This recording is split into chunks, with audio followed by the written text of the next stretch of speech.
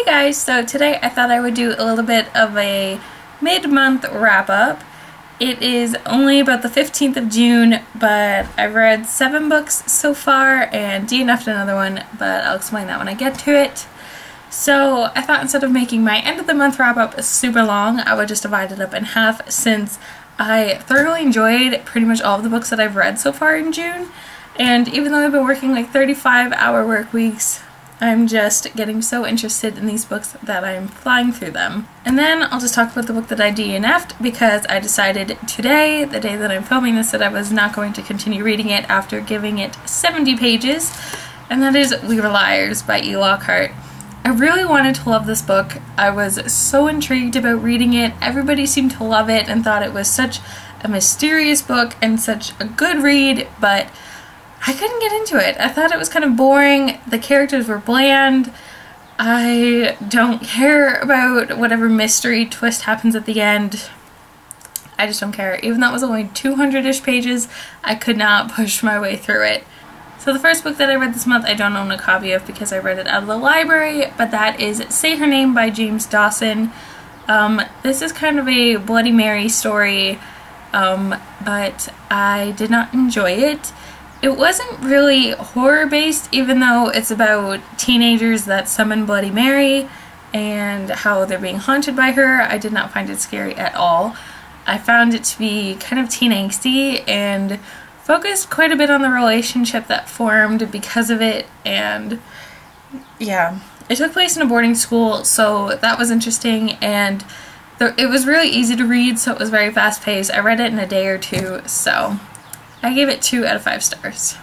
Then the second book that I read in June so far was a reread, and it was one I'm very glad I picked up again, and that is The Wishing Spell, which is the first book in the Land of Stories series by Chris Colfer. I love this book as much as I did the first time. It was so much fun to dive back into this world and revisit all of the fairy tale characters, and it was just a bunch of fun. It is a middle grade series, so it's not meant to be turn of the century work of literature or anything, but it is very enjoyable, and I plan on picking up the sequel hopefully within the rest of the month or in early July. The next book that I bought and read was on a whim. I was waiting to go to a lunch and I was a little early, so I ran into Chapters, which was just around the corner, and I picked up Very Good Lives by J.K. Rowling since it was only $10, and I decided to also read it while I was waiting. This is her commencement address from Harvard University a few years ago, I believe, and it is very short, but it was very good. She had a few interesting quotes and stuff in here, and she made some very good points on things, but it is just a very little easy read.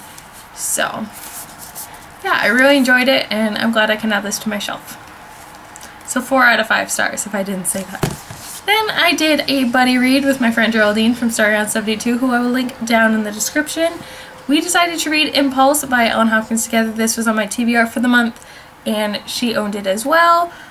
I love Ellen Hopkins' books. If you've watched my videos for a while, you've seen I've read most of her books. Pretty much most of her books. But this one is part of a duology. I thought it was a standalone, but it's not. There is a companion, and I'm glad there is for once, actually, because the way this ended, I was so thrown off course. I had no idea what to expect, but this story centers around 3 characters, and it switches between their perspectives, and they are all in a mental hospital for attempted suicide. They both struggle with their own anxiety, depression, and other mental disorders that has led them to think there is no other option. But yeah, so it's a very strong plot, but she did it so well. And as I've mentioned before, I have spent time in a mental ward myself, psychological facility, whatever you want to call it, and she depicted it very well. I have no idea how she understands it so well, and it's scary how close she gets it. I felt like I was back in the halls and in the rooms of the hospital I was in, which is kind of scary, but it really helped me to relate to these characters, and I think that's why I cared so much about the story, and it left me in tears. So 5 out of 5 stars, and it is one of my favorite books. Then, because obviously I needed to pick up something light and fun, I read Isla and the Happily Ever After by Stephanie Perkins. I loved this book. I am writing a review for it, which should be up next Wednesday, I believe. Yes, I'm getting back into my blog, and I'm very excited about it. So, yeah. This one is my second favorite. Anne and the French Kiss is still my favorite. But this one is about Isla and Josh, and it takes place between New York and Paris. New York I love, Paris I've always wanted to go to. So yeah, I'm going to talk about this more in my review coming up, but just know I loved it and I gave it 5 out of 5 stars.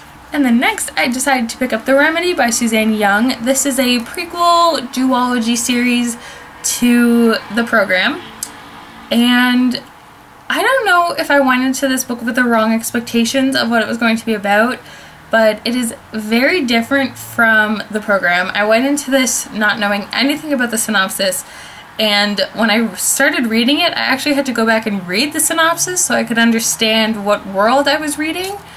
But the characters are different, the setting is different, but by the end it leads you into how it connects to the program, which I thought was very interesting. So a quick synopsis. This is about a girl named Quinlan, but they call her Quinn, and she's a closer.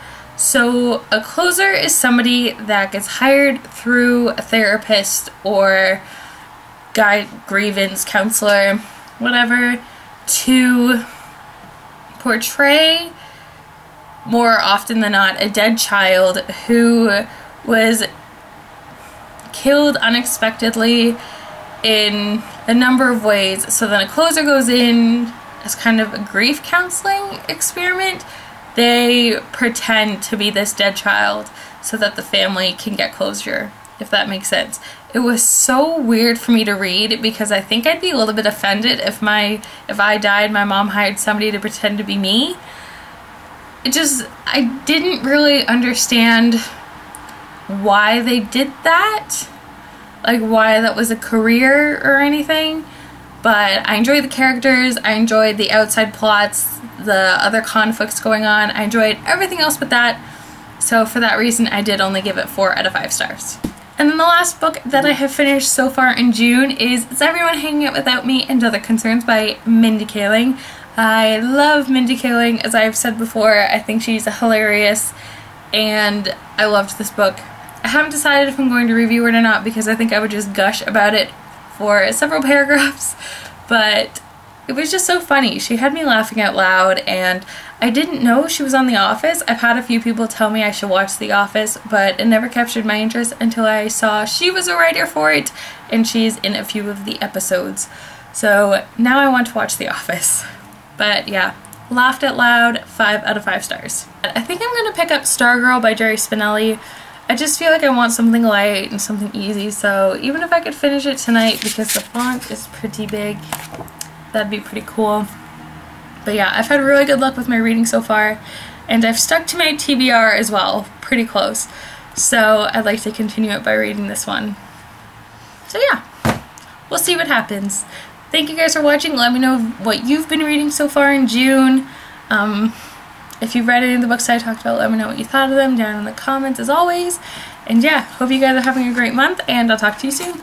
Bye!